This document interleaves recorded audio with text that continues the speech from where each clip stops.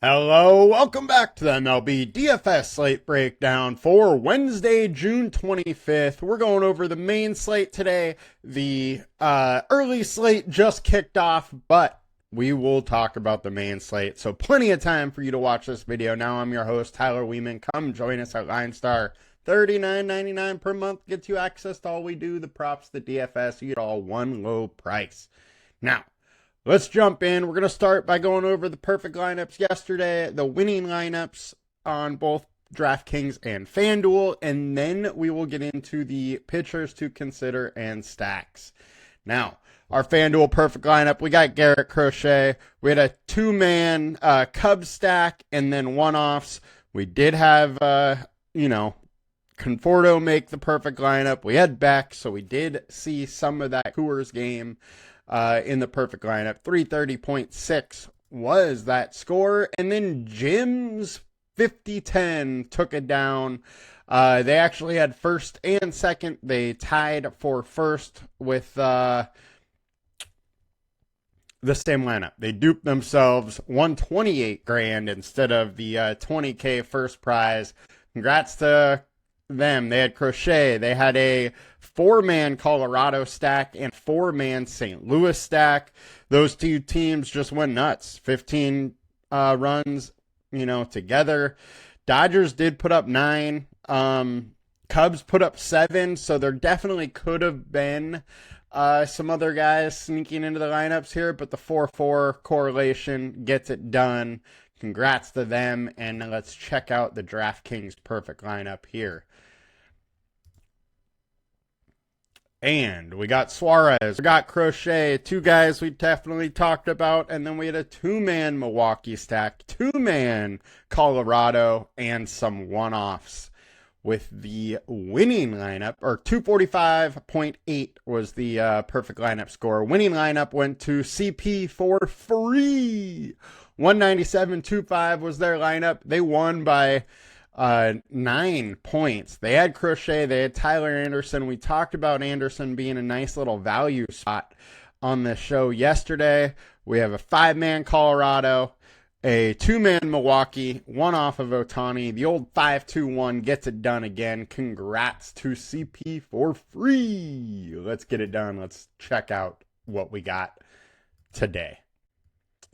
Enough talking about yesterday. I want to make some money today. All right, highest owned on DraftKings, we got Zach Wheeler, 28%. He is versus the good old Houston Astros. He's been dealing all season long. He's going to continue to deal. He is in a little bit of a tough spot, though, versus righties. Houston has been hitting the ball decent lately. Andy has had a rough patch versus Houston in the past. 54 plate attempts. They're hitting 288 off of him. Went 6 innings and gave up 2 and 6 Ks last year. And if you want to go here, I get it. He's one of the best pitchers in the game. I'm never going to try and talk you off Zach Wheeler. I'm going to have some. Not going to go overboard on him, but very interested in him at 27% owned. Next, Joe Ryan, 26% owned versus the Seattle Mariners. Mariners been raking lately. 3.4 FIP over the last 20 for Ryan, 3.66 over the last 5. He has almost a 29% K rate over the last 20, but 25% over the last 5. His StatCast data looks good. Seems like he is kind of starting to round into form a little bit here, but my man can deal, and I don't mind the spot here versus the Twins, who have been swinging the stick really, really well lately. 275 average, 165 ISO, 340 WOBA. Not an easy spot for, Joe Ryan, versus Seattle. Not, I was thinking Kirby for a second there. Anyways, so Joe Ryan is absolutely in a tough spot versus a Seattle team that's been swinging it well. 31 plate attempts, they're hitting 393 off of him. All in all, I don't mind going against Seattle in this spot. Joe Ryan is a good enough pitcher that he can get it done. We do have some weather to worry about, though. So make sure you watch that as the day goes on. We got Yoshi Yamamoto. Issue, it's in Colorado. We got nice, temps in Colorado. Yamamoto's generally been better when he's been away. The problem is he's only gone to Colorado once, and he only put up 21. 5 innings, 2 earned runs, 6 Ks. I think he's okay. I don't mind getting there a little bit. Now, this is a guy that should always be around 10K, but he's getting a Colorado discount down to 8,800. So for that reason, I have a little bit of interest. Probably not going to have a ton of him, though. But, the upside is there, and Colorado Rockies aren't the best hitting team, but we got Colorado effect here. All right, now let's get into some pivots. Let's start with Max Fried, 9,500 versus Cincinnati. I'm all over the place today. Sorry about that, guys. Anyways, Max Fried, 2.87 FIP over his last 20, 3.5 over the last 5, 24% K rate. StatCast data is absolutely great. Now, we're in Great American Small Park. Warm weather. The ball should fly, but Max Fried is 46% ground balls. He keeps the ball down. Don't care that it's a small park when you're keeping the ball on the ground. And the Reds, way worse versus lefties. I actually like this spot for Max Fried, and I'm probably going to have a decent amount of Fried. I think there's big time upside, and he's going a little bit lower owned. Next, we got Logan Webb, 10K. Talk about dealing. 10.4 or 2.45 over the last 20, 2.47 over the last 5, 29% K rate over the last 5, 26% over the last 20. StatCast data is great. His splits are in his favor. 25% combined K rate. Sign me up. I love myself some Logan Webb. Fried and Webb are probably my 2 favorite pitchers on this slate. George Kirby, 8K. I do think he is too cheap, but there is big time upside here. My issue is he's worse when he is away. Joe Ryan happens to be worse when he is at home. Better when he is at home. So I do prefer Ryan on this matchup, but both pitchers are obviously very good pitchers. Kirby seems to be still trying to figure it out this season. He had one just amazing outing. Outside of that, has got roughed up a bit, but he's also faced some good offenses. Anyways, I don't love Kirby. Might go other ways. Next pivot, Matt Boyd, 8,300, 13% owned versus the Cardinals. Cardinals have struggled versus lefties. They don't strike out a ton, but they're only hitting 249, 141 ISO, and 320 WOBA over the last 20. Boyd, 3.7 FIP, 3.57 over the last 5, has a 24% K rate over the last 20. Don't love that he's given up 45% fly balls and 32% hard contact when it's warm and winds are blowing out, but I don't mind taking some shot on a low-owned Matt Boyd who has real solid upside when he gets it going. So I'm very interested in Boyd here. Next, we got Edward Cabrera. We have a game total of 7. Now, Miami's huge underdogs because they're going against Webb, but Cabrera over the last 5, 2.86 FIP with a 29% K rate. We've seen Cabrera for years have some big time upside in small stretches. He just hasn't been able to put it together over the long haul. He's having another good stretch. Now, I am a little worried because over that 5 starts, he's only averaging 77 pitches. He had 82 last game, but was able to go 6.1 innings. Start before that, he only went 3 innings. Before that, only 4 innings. But then up to 89 and 87, the 2 starts before that. So I think most likely he's in that 80, mid 80 pitch range, and we don't really have to worry about that low pitch count. But because we have seen multiple starts from him lately in that mid 60s pitch count, I am slightly worried about that. But at 6.7K, I think we're getting a huge value here, and I'm going to take a chance on, a guy with huge upside that could go 6+ innings and have 6+ Ks. So don't mind some Cabrera there. Now, let's get over to FanDuel. Let's check out what we got over here in the pitcher category. High owned Wheeler, Joe Ryan. I do still prefer Webb or Freed over those guys. Don't mind some Boyd as well over here. Cabrera, 7.9K.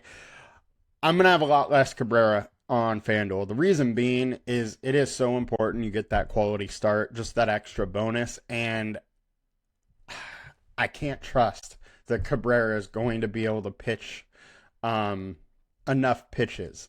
Even going, mid 80s, it doesn't mean that he's going to be able to have that leash to go 6 innings. So I am worried about that in that standpoint. If I get one or two of them, fine. But not going to go super hard on him. Joe Ryan and Zach Wheeler, I'm not going to totally fade, but I do think they're probably going over-owned, and I like Webb and Freed, frankly, better. So it is what it is. Let's get over to some stacks before we can round this out here for this Wednesday show. Highest owned, Dodgers versus Dollinger. No surprise there. Dodgers should be super high owned. Yesterday, we had like a 12-game total, but we had a bunch of games that had big-time scoring potential. Today, the total is 11, so it's one lower, but there's only a few games with a game total of 9. Think it's going to be hard to get away from this Colorado and Dodger game a little bit. So this ownership's going to be high. You might need to kind of bite the bullet a little bit, have some of that, but just be cognizant of it. You don't want all high-owned Dodgers. Maybe take some lower-owned Dodgers, maybe sprinkle in some Colorado in there, and that can get you different a little bit. Our highest projected, we also got Dodgers. No surprise, Dodgers are just giant favorites. 6.8 implied run total is huge. And highest value, we got Minnesota 2.5x versus George Kirby. Think it makes some sense. Kirby hasn't looked himself yet this season. Minnesota's been swinging a hot bat, especially Buxton, so don't mind some Minnesota. Our high ceiling, we got Mets, Cubs, Dodgers, Seattle. Mets versus, oh boy, I hope that is true. I don't know if you saw the little pop-up. Eli, aka Soccer Geek, was just saying Luis Robert to the Padres. That would be great. And just so it's known, I have not seen that news yet. Ditter Fuentes is a Braves prospect. He is super young. He's like 20 years old. Big time promise, but hey, he's still super young, just got into the major leagues. Don't mind trying to stack against him. First outing wasn't the best, but he does have big time upside in him. Cubs versus Fedde. Fedde's given up some hard contact. Cubs have a ton of guys that can hit the ball hard, and it's very warm and winds are blowing out. I don't mind some Cubs spot. And our high leverage spot, we're going to go to Seattle. We're going against Joe Ryan here, so I don't totally love the spot, but Joe Ryan is a guy that generally allows a lot of fly balls. He hasn't been lately. He's been able to keep that ball on the ground, but if that ball gets elevated, there is obvious interest in Seattle because Kyle Riley and the boys can definitely hit a couple bombs. Once again, though, in this game, we do have to worry about weather. Right now, we have a 25% chance of a postponement. So as the day goes on, make sure you're paying attention to that as it's a big one. If it goes from 8 games to 7, that changes things quite a bit. We click the teams tab. We got Dodgers at 6.8. I don't need to go into it. It's in Colorado. Dollinger's not good. The bullpen's not good. Yankees versus Brady Singer. I think this is a very interesting spot for the Yankees. I don't mind some Yankees. I do have to warn you, though, that Brady Singer has been much better at home than away. This game is at home, but it's also very warm temp in a very small park. Mets versus Ditter Fuentes. Still warm in New York. Winds are coming in today versus going out, though.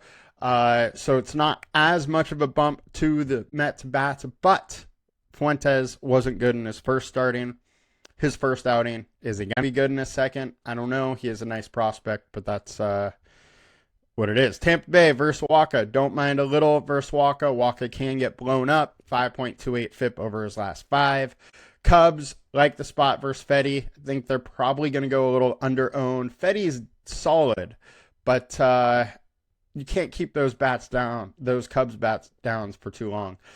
KC and Tampa Bay. This is another spot that's interesting. Really warm temps. Winds are blowing out. I don't mind trying to pick on Rasmussen a little bit, even though he's been very good lately. Same goes to say with Waka. ATL versus Clay Holmes. Clay Holmes has struggled a bit recently, 4.9 FIP over his last 5. Bullpen's good behind him, but don't mind some Atlanta bats. Philadelphia, don't mind. Don't really love anybody down here too much, except for the fact that it just gives you leverage because nobody's really going to go there. I'm pretty much going to be sticking to this upper side today and stacking these higher game total or higher implied run teams. I think they just give us the best bet today. Pretty much everything north of Philadelphia up, I will be mixing and matching. You guys have a good one. We'll be back with more tomorrow. Talk to you later. Please like, comment, and subscribe. Peace.